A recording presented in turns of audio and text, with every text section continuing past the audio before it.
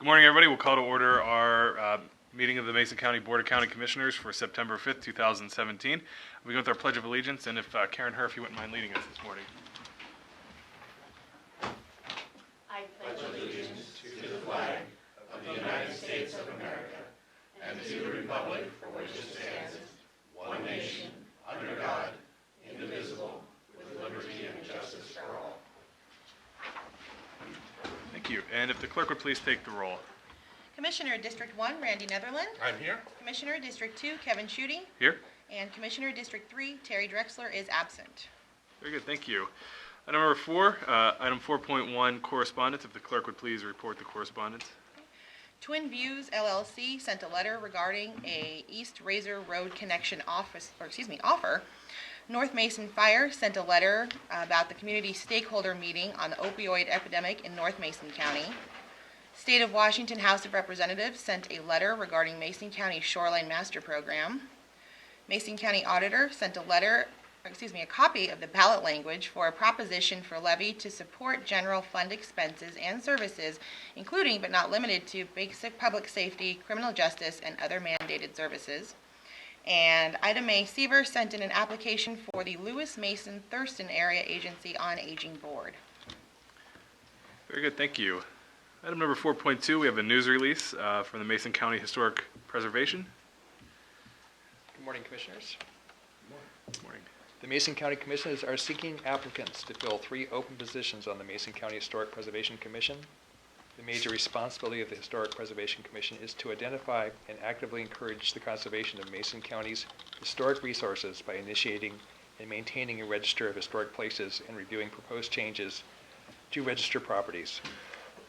They also work to raise community awareness of Mason County's history and historic resources and serve as Mason County's primary resource on matters of history and historic planning and preservation. Commission members serve 3-year terms and meet monthly during business hours at county offices in Shelton. One of these positions will expire in November 2019, and the other 2 will expire in November 2020. Applicants must be residents of Mason County. Interested persons are encouraged to apply for this commission by completing an advisory board form that can be downloaded from our website, or by calling the Commissioner's office at 360-427-9670, extension 419, or 360-275-4467, extension 419. These positions are open until filled. Completed applications should be submitted to the Commissioner's office at 411 North 5th Street, Shelton, Washington. If there are any questions about this commission, please contact Michael Nexems at 360-427-9670, extension 571. Thank you. Very good. Thank you. Appreciate it. Okay, it takes us to item 4.3. We have a presentation of the 2018 preliminary budget. I invite Auditor Karen Herr and Chief Financial Officer Leo Kim forward. Good morning. Good morning. Karen Herr, Mason County Auditor. This morning we're here to present the 2018 preliminary budget, in which each department submits their anticipated revenues and their anticipated expenditures for next year. And I'd like to start by just giving you a brief overview of what these budgets include, what they don't include, and the extra challenges that we had in preparing these budgets this year. Faced with declining revenues and the ever-increasing cost to the county, county commissioners sent out very specific guidelines for us to prepare our 2018 budget. Each department in current expense, with a few exceptions, was to submit their budget at 17.5% below their June 2017 levels. And this included the mid-year reduction that we all made in July of this year. On top of that, current expense departments were asked to absorb all salary, benefit, and contractual obligations increases for next year. We were also to absorb any and all operational costs that we may incur next year. We were also asked to submit a 2019 budget for the Commissioner's consideration, along with narratives, listing the goals and the objectives of our office and the benchmarks that we have achieved. That was a high bar. Departments submitted their budgets with these requirements in mind, yet one that also represented the programs and the services that they believe are important to the citizens they serve, and one that they wanted addressed during the budget process. However, there is a significant exception this year. Although the Sheriff's Office submitted their anticipated revenues and their special funds into the county's financial system in the correct format, their expenditures were not. So subsequently, they were not included in this budget.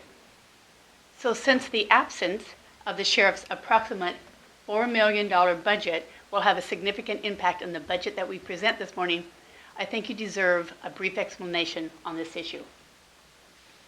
A couple of weeks prior to the deadline to submit budgets, the Sheriff's Office requested a change to their current expense account code structure, which in essence would eliminate their programs, such as the jail operation, patrol, admin, animal control, traffic policing, etc., and instead combine and merge all of their expenditure accounts together, one for salaries and benefits and one for the operation of their office for their entire department. Upon review of this request, I did not approve the change for a multitude of reasons, and it would severely complicate our ability, the county's ability, and the public's ability to ascertain how and where money is being spent in the Sheriff's Office. They were informed of my decision, and I requested that they submit their budgets with the account structure currently in place. They did not. On the day of the budgets were due, they simply sent me a list of their combined counts as they preferred in a Word document. Again, I informed the sheriff that I could not and I would not accept their budgets in this manner. I have been very clear in my intentions to the Sheriff's Office in regard to their budget. I have yet to hear from them on this issue. And I just want to make it perfectly clear, I am not picking on the Sheriff's Office. I am not requesting them anything that I wouldn't require from the prosecutor, from the Superior Court judge, from the district court, from the coroner, from the assessor, from the commissioners, etc. As a county auditor, it is my responsibility to establish proper procedures and internal controls in regards to the budget to ensure accountability, transparency, and consistency in this process, and that is what I continue to do. So it's unfortunate that these expenditures are not included in this budget, but that is the hand that we have been dealt.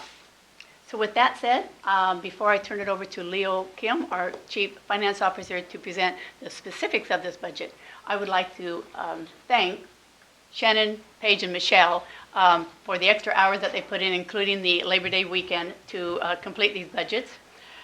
They have informed me that the budget summary will be posted on our website today, and the budgets in detail will be posted by the end of the week.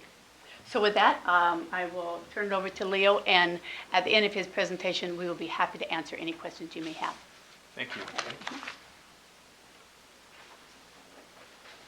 Good morning, Leo Kim, Chief Finance Officer, and for the Auditor's Office and Financial Services. I'm here to continue to present the 2018 preliminary budget to Mason County. Over the last couple months, the county has been compiling the data for the preliminary budget. This was a county-wide project. And I also would like to thank the staff of the Auditor's Office as well as the departments for partnering together to complete the project. In addition, as in every year that I've been here, Paige, Michelle, and Shannon has very much led the budget process and has worked many hours of overtime to get everything finished on time, and we would not be able to do the budget without those three ladies. We are submitting 3 separate groups of reports. The first group is a series of reports and graphs providing various trend information. The second and third groups are the detailed budgets for the current expense departments and special funds. These reports will be available on the auditor's website as described, as well as a limited supply of hard copies will be available and will be distributed after the presentation. The preliminary budget is really only a starting point or the beginning of the budget cycle. Over the course of the next several months, the budgets will be modified during budget workshops. Just a brief summary of the data and the numbers. The 2018 estimated revenue for the current expense fund, exclusive of estimated beginning fund balance, is approximately $31 million. Of the expenditure request presented and turned in, the that it amounts to $22 million, but this amount will change as the data is submitted. Current expense fund revenues consist mostly of taxes, intergovernmental revenue, and charges for services. The expenditure amounts are not complete, and once the remaining data is submitted, we will be happy to analyze that and provide information. And is there any questions?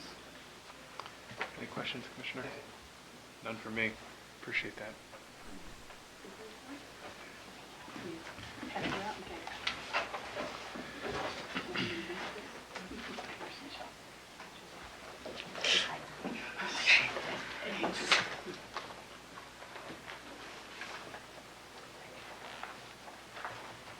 Did we get it on 22? Oh, yeah, I got it. I got it. Thank you. Thank you. Thank you. Nice and brightly colored. We won't lose them. Yeah.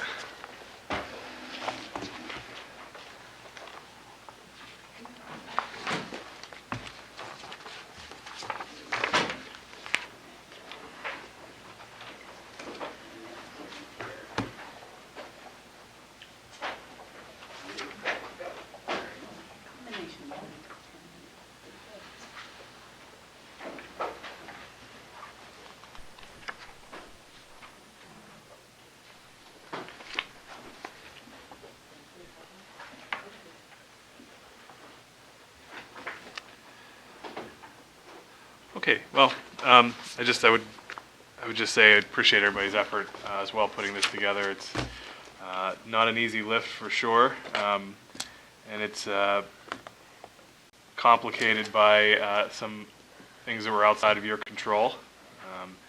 But I appreciate all the effort put into this, and we look forward to getting to work. So, Madam Auditor, thank you very much for all the hard work you guys have put in, for all you and your staff. I know what you guys have been doing, and you've been doing an exceptional job for each and every one of you. An extra thank you. I know it has been rough, but at the same time, you came through as you always do. So thank you very much.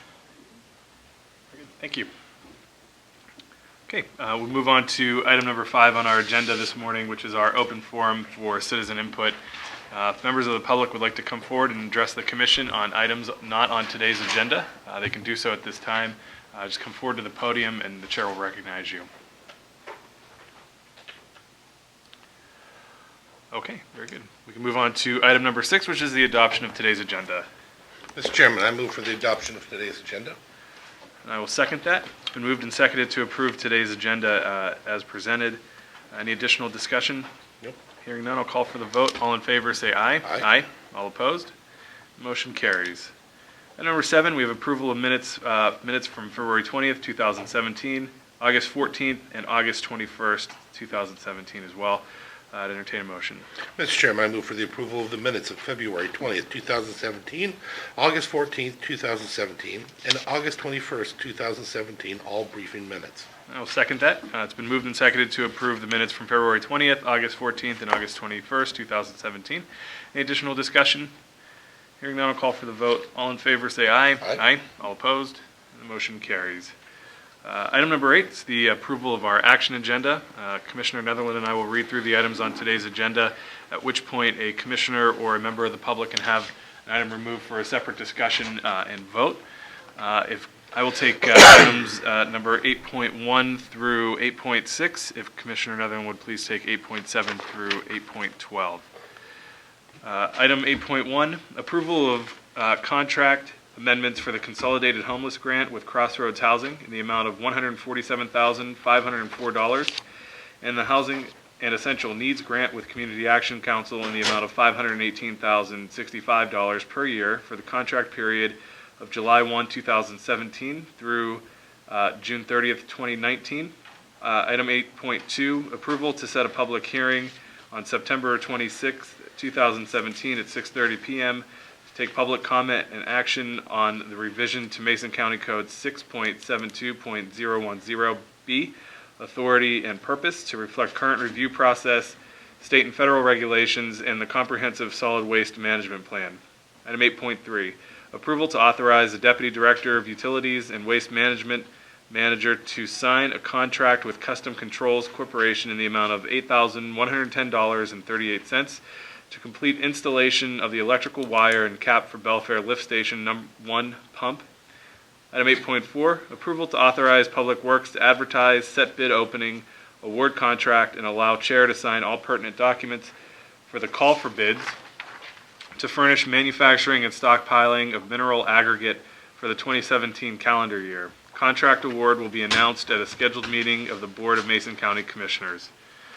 Item 8.5, approval to authorize the Deputy Director, Utilities and Waste Management Manager to sign a contract with Correct Equipment in the amount of $9,318.25 to complete repairs to Russellwood Lift Station 3, including 2 new pumps and a new control panel.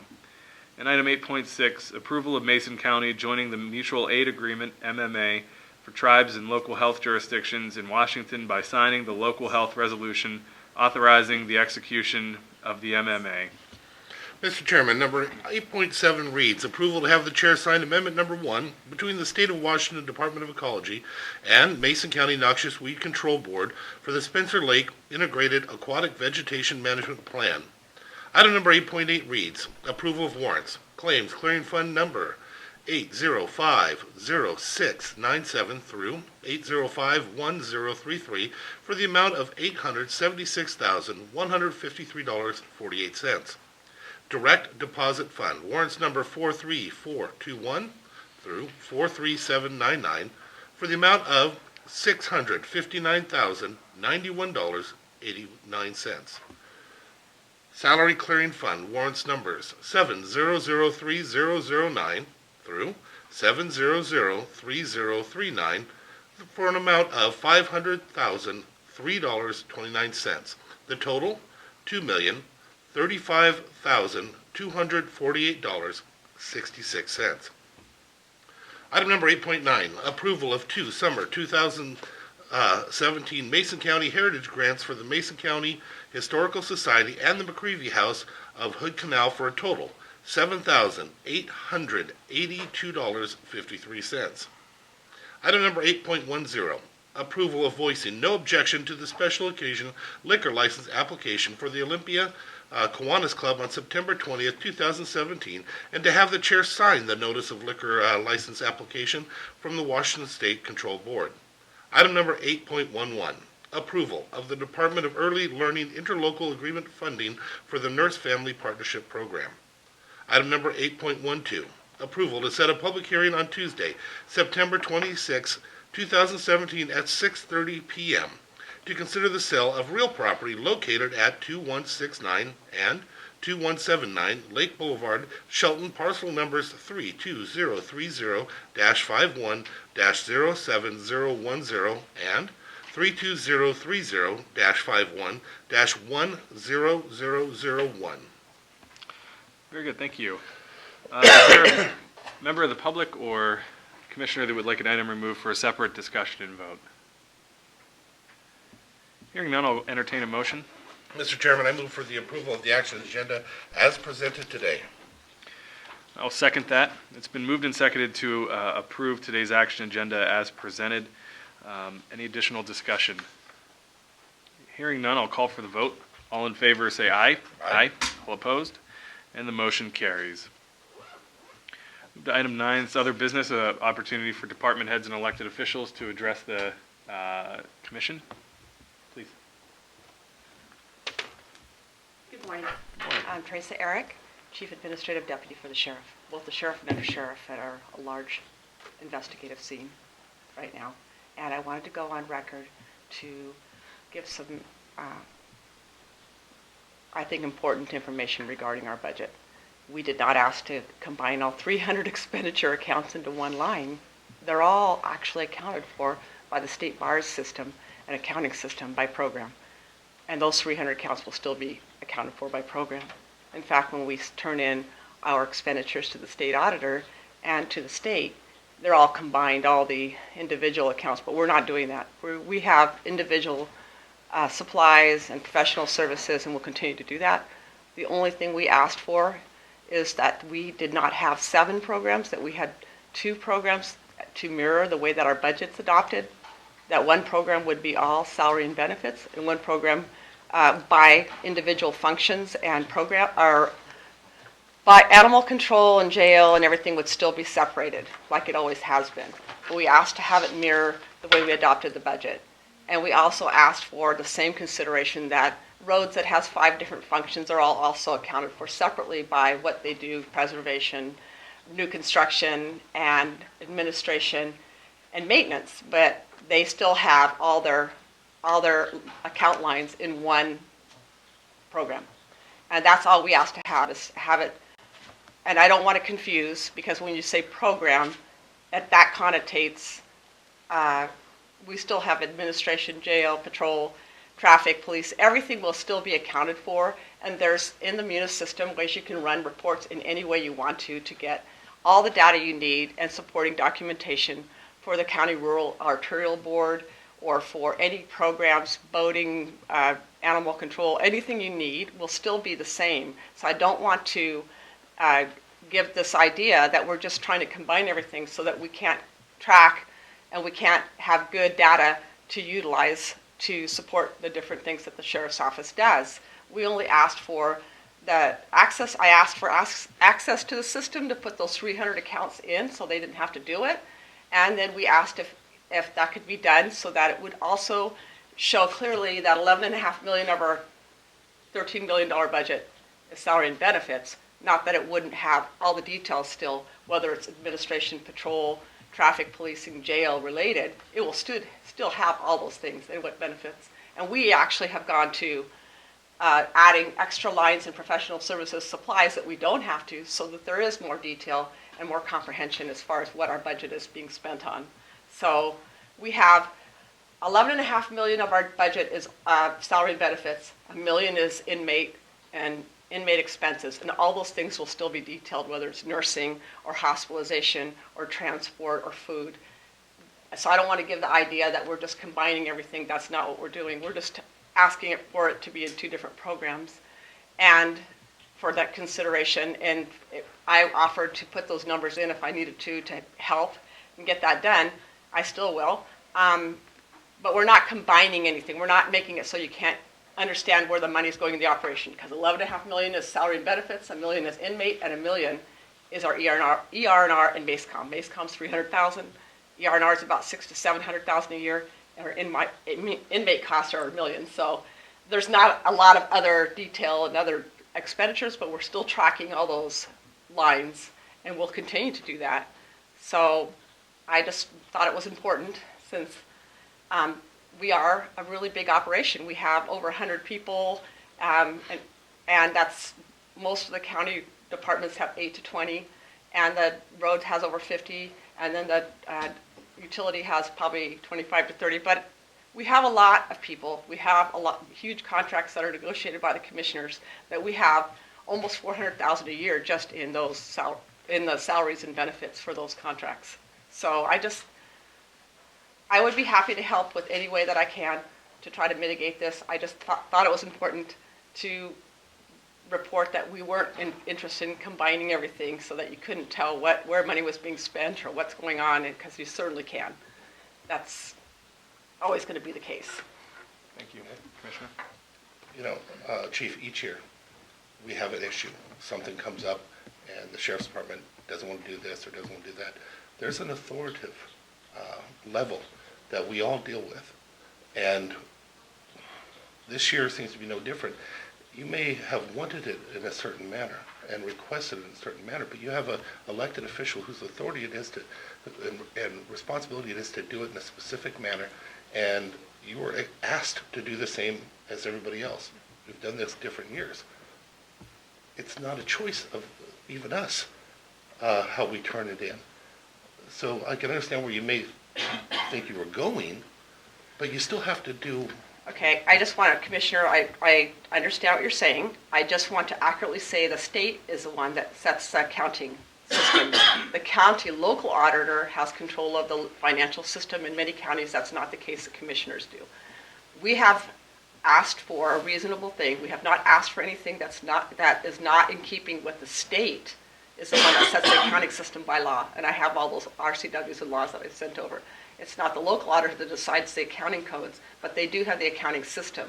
A lot of counties, that doesn't happen, but in this county, the auditor does. We didn't ask for anything that wasn't in keeping with what the state auditors are asking us to do as far as accountability. And again, we have things, there's manners on which things are done. And when the auditor says it's to be done this way, this is the way it's to be done. I did see a letter also coming from the auditor that showed all the RCWs saying why it had to be done this way. Again, it is their purview. We all need to step in line with what's required of us in order to get the budget. And- We can't fight it every Oh, single year. Sir, we're not trying to fight it for just the sake of, and I think it's unfortunate the way the communication goes. The sheriff did respond, and the sheriff, we did specify, and I don't have that with me because I didn't think I needed to, but we'd be happy to, as to why and how what we were doing was legal and was prudent and was responsible, and we did respond, and several times. So I don't want to give the understanding that we're just being, that we just thought this is the only way and that's it. We didn't decide to adopt the budget. Last year was the first time the county adopted a budget that had two bottom lines, salary and benefits and operation. And all we were doing is mirroring that same thing with the programs, not with the account codes. The 300 account codes are still there. That the programs would mirror the same way that the budget's adopted. So it's easier for the citizens and constituents to see where the money's being spent instead of having to subtotal after every program. Right now, when we send out, when the way that our reports are run out, I'm subtotaling after each thing, and I think we went through that last year when we kept saying our benchmark for our divisions, especially patrol, because of the year-end December premium payout they have by contract. It's almost $80,000 a year. That has to be considered each time you look at the benchmark each couple of weeks that the payroll's done. And so we were trying to make it actually more transparent for the citizens and easier for even the commission and for others when they're looking at our budget. Not that we were trying to do something that was going to make it less transparent. It's going to make it more transparent. Well, So, hopefully next year we'll do what's required of us, each and every department, and get the stuff in as requested by the auditor's office, as it's all our duty. we tried to. We're Thank trying to. Thank you. Okay, thank you. So, I'm sorry, so is there a plan to submit a preliminary budget, or is that still Oh, in progress with the auditor's office? I guess I'm unclear. yeah, as that to- was the other thing. I didn't address that. We did. We had a detailed line by line, 300 lines, and it wasn't a Word, actually it's an Excel document that was scanned so it could be sent over, but it's an Excel document, and we already did that the day it was due. But not in Munis, is that what I'm I understanding? couldn't in Munis, sir, because we didn't have, that programs weren't set up that we had asked for. We had, there's many of your departments that have different things that they do, but they don't have separate programs set up for each one of them because there's an account system that the state has, accounting system, BARS system, that already does that for you. You don't have to have all those programs set up that way. You can still have the information you need. So we were not able to enter it in the actual system, but we did send it over in an Excel spreadsheet by Got a the question 300 about different that. counts. So are you saying that it was not possible to put it in Because we didn't have access to the numbers. the way it was requested, or to at least deliver it in a manner that the way it was requested? All the other departments did it. So is there some disconnect that made it so you were not allowed to or not possible to, or is there something that we're missing? When you have new account codes, and you have in your non-departmental, you added quite a few different account codes, and those are put in for you, then you're able to enter the budget. If you don't have the account numbers that are not in the system, you can't enter it in the system. So as soon as the account numbers are available to put in the system, I can enter it in. Didn't the account numbers already exist for each one of these already? That they already have a BARS line? If we'd have put it in the way it was requested by everybody, there's already a BARS line for each one of those. And there still will be. But they're in, I think that's where the disconnect is. Then we don't even report to the state auditors by elected official program because the BARS number that account code already takes care of that. We report by fund actually to the state auditors, all current expense. But if it says 52110, that means it's an admin for patrol. It's 52122. Those things will still be the same. It's the program itself, the 205, 100, 200, 300 is what we're. So we're just asking for, and the accounting structure is still going to have all the detail. We're just asking for the program numbers to be a different. Okay, but you were denied that. This is kind of detailed to me. But we're still going to have the detail. We're still going to have all the account codes. We just have no way to access the system, even when we want description changes or anything to make it clearer as to what, if it's forensic interviews, we have to ask for that to be done because we don't have access to do that. Okay, we do need you to put in your requests in the same manner as everybody else, please. Okay. Thank you. Okay. I will make sure that sheriff and under sheriff get that message. And thanks for the time. Thank you. Thank you. And I hope that, I just don't feel like going into the detail here is really appropriate, but I'm happy to meet anytime to show the responses and what we're trying to do. a little Well, more I- clearly. I mean, I I would agree like with to that, see but it. I think it is important because there's a big hole Uh-huh. in what we Yeah. got today. And Yep. you know, it makes it very difficult. One of the things that makes this a great system is the checks and balances that we all have on each other as elected officials, and the independence of the offices is very important. I know that's very important. And so it makes it very difficult to put together a budget, especially on the date that we were getting our preliminary budget. It makes it very difficult when there's a $14 million hole in it that could have very easily been filled if we respected the independence of the auditor's office and her ability to tell us how to format the budget and how to implement it. And so I hope this doesn't set us behind, because there just simply isn't the time this year to go through a process that is like this. And so I appreciate everything that you said today, and I appreciate what the sheriff may be working toward. But I hope that this doesn't put us behind and we can get to work right away.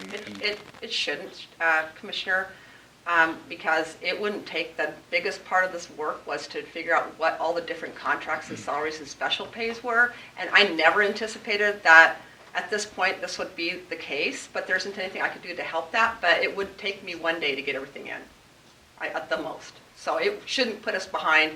And the biggest part of the work was to figure out what all the contracts and benefits were and all the special pays, and that's all been done. So, Okay. but I understand. And we do respect the auditor and respect the auditor's office. I don't want to take away from that. We were just trying to make our budget more transparent and our operation reported in a more clear manner. So for the commissioners and for the citizens. But we don't have any way, if the prosecutor wants a different program, and they have had, or the building department or any department, we don't have any say in that. And sometimes the commissioner does and some not. But I do respect the office and what they're trying to do, and I didn't anticipate this would be the case. So I'm sorry for that. Okay, thank you. Yeah. Yes. I would just like to answer your question, Commissioner Schutte. The budget process is very structured. We roll out the budget to all the departments in early July, and the departments have about a month to prepare their budgets and submit them to our office. At that time, at that deadline, they are now locked out of the budget module. The only department that has access to it is our office. Why we audit it and when we start preparing for presenting it to you. Today, we will be locked out of the budget process. And now, it is only the commissioners and the budget department that will see the budget through until the adoption. So basically, it's now, it's your opportunity to work with the sheriff's office to get the budget submitted in Munis financial system in the current account code structure. Yeah, Madam Auditor, I want to say, I know how hard this has been, because I've been It's not following been this easy. also. You've been keeping us all in there. Thank you for all the hard work. Sure. Thank you.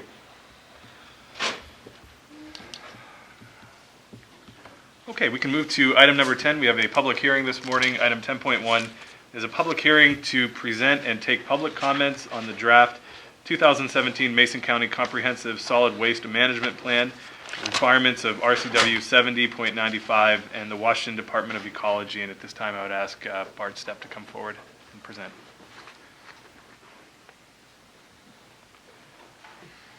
Commissioners, Public, Bart Stepp, Deputy Director for Utilities and Waste. The Solid Waste Advisory Committee has been working on an update to the Comprehensive Solid Waste Management Plan for a little over 2 years now. So actually quite a bit before I even started here. It's required by state to have an approved Comprehensive Solid Waste Management Plan.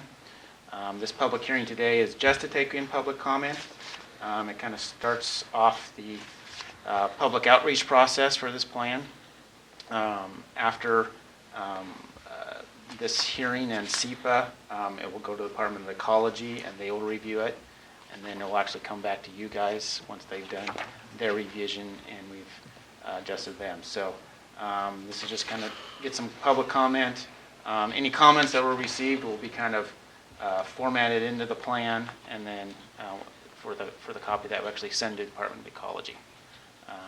And this kind of basic outline, it kind of identifies improvements that are recommended over the next 6 years and then kind of a longer 20-year term for solid waste improvements. Kind of make some projections about how much waste we expect to receive over the next 20 years so we can kind of grow and plan for our solid waste system. Okay, very good, Bart. Any questions for Bart, Commissioner? Very good. Before we do move into the public comment period, I know we have a couple of members of the Solid Waste Advisory Committee here. Just thank you for all of your work. Delroy Cox and Cheryl Williams, they're both, oh, and Rick's here too. Not tonight. Missed you, right in the front. So yeah, all three Hiding of in them plain sight. have been involved long time for this plan, so. And I don't think we can say it enough, but the people that step forward and serve on the advisory commissions and those kinds of committees are invaluable to the county's business, and so we thank you for everything that you put into this plan here, and I appreciate Bart kind of shepherding it through to this point. And with that, I would like to open the public comment period.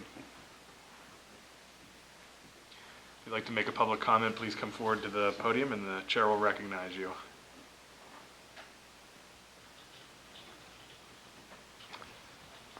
Okay.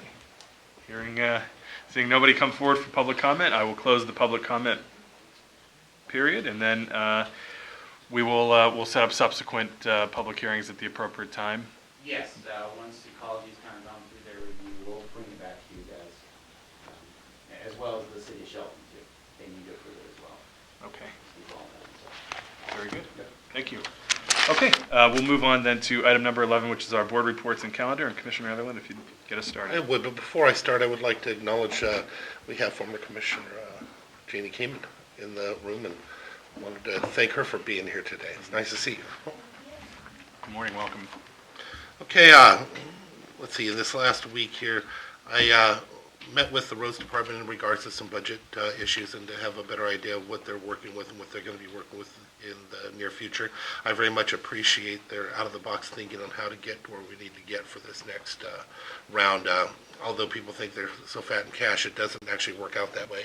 And there's going to be some shortages if there isn't something done. I look forward to you bringing that completely to the board as it goes. But again, thank you for the extra road. North Mason Community Voice had a meeting up in Belfair. It was a community forum, very well attended. I think 70 to 100 people attended right in there to talk about the different infrastructure projects or possibilities or options or ideas they may have for the Belfair UGA area and the close surroundings. It went over very well, and again, it's still funny to me how people didn't know that the Belfair bypass is coming. There were still quite a few of them that had no idea that it was even happening. They think it is still just a possibility, you know. And so they were surprised to hear that the money is there. There's $67 million already put into the budget for it. It was actually put into the law where the project is actually listed, where in the past, when the nickel, it was just one of those also-rans that these may be built out of it. They're completely different. So it is coming, and then there's, of course, a lot of questions of where, how it'll be built, what kind of connectors will happen. Also, we had our special meeting of the commission, fifth Tuesday up in Belfair, where there were some comments on the same issue, and we had some visitors and an explanation on some of our things that are going on in DCD and the new signage issues that may be coming about. After those meetings, it's amazing how many people had a lot of questions or wanted to sit down for one-on-ones in regards to roads, possible roads, but not just for Belfair. They actually were talking Allen, Grapeview. Everybody seems to be invested in it, which is a great thing to be. Also attended a meeting with the Port of Bremerton and with the City of Bremerton and Mason County in regards to possible sewer connections going up into their industrial park in that area up there. It was very, very positive, but better than that, there wasn't, one of the few meetings I've attended where there wasn't a single person trying to take more than they should, or trying to take the project as theirs, or trying to pound their chest, or it was none of that. It was very, very respectful, and it was very, very open-minded with the idea that we're all going to play this out and see what are the possibilities, and even with the idea of giving more than they may have to in order to get it done. The ability to work together is huge, and I'd like to thank Jerry Houth also, because I got to tell you, I have a feeling that our moving out there and helping them with their chip seal eventually is helping us with the teamwork on how this thing all works. So hopefully we continue to keep moving together. Had a meeting with some individuals with trailers in the community. Again, many of them on different houses, and I'll be having more with some of the HOAs in regards to this, where they're putting trailers and RVs on properties and people are living out of them, not connected to the sewer or anything. Also, I had a left board meeting this morning. This next week, I have an appointment with somebody here to talk about some issues they're running into with construction. I have a realtor luncheon, the Allen Community Association meeting. Mason Transit Authority is having a policy meeting. We have a Zinn's Appreciation Dinner where we're getting together to thank Zinn for all her wonderful work, and hopefully all the proceeds, everything goes to help her with her retirement. She deserves it because she has given so much to so many. If there was any organization needed help, any issue that needed to be promoted, she did it at her place. She did all the work. She came out and she would get a little thank you very much from everybody, and then that was the end of our day, but you knew that she had hours and hours of work still left to do to clean up and take care of everything she did for us. So I will be attending that proudly, and hopefully we'll all be given to them.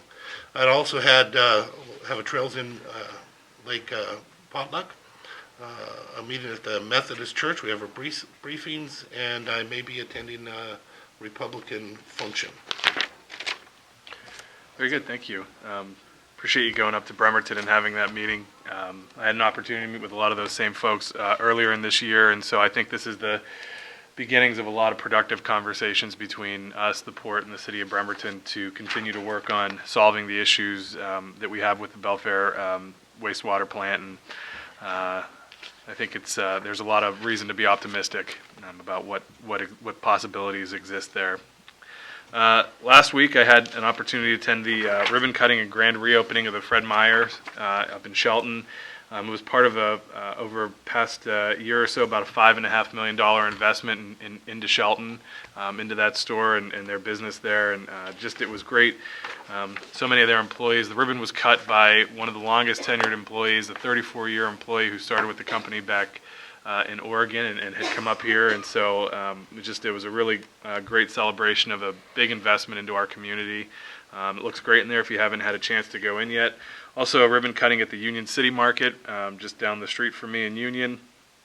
And then I also toured the State Patrol Academy last week. That was kind of fun. They took me out on their pursuit course. So it's fun to go 100 miles an hour legally in the passenger seat. And I was reaching for something to hold on to and tried not to embarrass myself too much. And then no loud screams. No, yeah, right. I just muffled. But a lot of great work happens out there, and I'm very happy to say that the State Patrol Academy is in my district, and it was a great place to visit. Also, another great tour that I had last week was with Bill Dewey from Taylor Shellfish. So I got out to see some of their growing areas, and Bill is I worked with Bill on the Planning Commission here. I'm sure he might have been on when you were there. I mean, he was a fixture on the Planning Commission for a long time, and just in terms of shellfish and knowledge of the industry and the history, really second to none. And so just a great tour there. Dave Wyndham from our Community Development Office went out with us, as well as a couple of folks from the Alliance for a Healthy South Sound and Hood Canal Coordinating Council. This is all part of a conversation that we're having about a potential for a local or regional shellfish initiative and water quality initiative. And so it was great to go out on the tour, and then we wrapped up with a conversation with the Governor's Office and the Department of Health on some statewide issues and the effect that they have here in Mason County.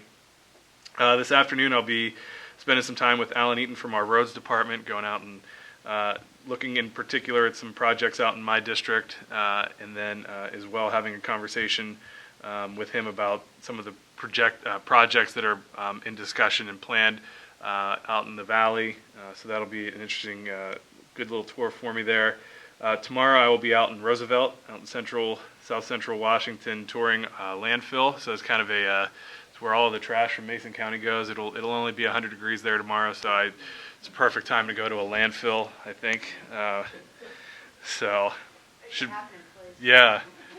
be super educational. I have Shelton Rotary later this week, and then as a follow-up to my meeting today with Alan, I'll be meeting with Ron Gold, who's a resident out in the Valley and also a PUD1 commissioner, very involved with the Skokomish Watershed Action Team, talking about, again, those projects out in the dips and thinking about some other alternatives there. I'll also be at the EDC Dinner for Zinn on Saturday evening. Again, can't thank her enough for her contributions to our community, and so looking forward to a big celebration that night for sure. So, and then that brings us back for briefings, and then our commission meeting on Tuesday morning. I have one thing I'd like to add, before we close out. When I first started, when I was a port commissioner, we went through and there was a lot of discussion on territories and who represents who, and there was a Attorney General's opinion that even though you're elected from a district, if the county as a whole or the district as a whole votes for you and you're in control of their budget as a whole, you are to represent everybody in your district or everybody in the county, and the county becomes your district. I'm saying that because I want to give my condolences today to South Mason area, and even though I try real hard to represent them, and well, my apologies to them that North Mason kicked your butt in our football cup. So just know that it does matter to me, and I do feel sorry for you a little bit. But I'm very happy that North Mason did it. Awesome team. Phil Pugh is still there, Hall of Fame coach. He coached me when I was younger. I actually had the opportunity to be on the hiring team that hired him back and had brought him back, and here he is, and he works really hard with each of these kids to make them a better person. He actually does.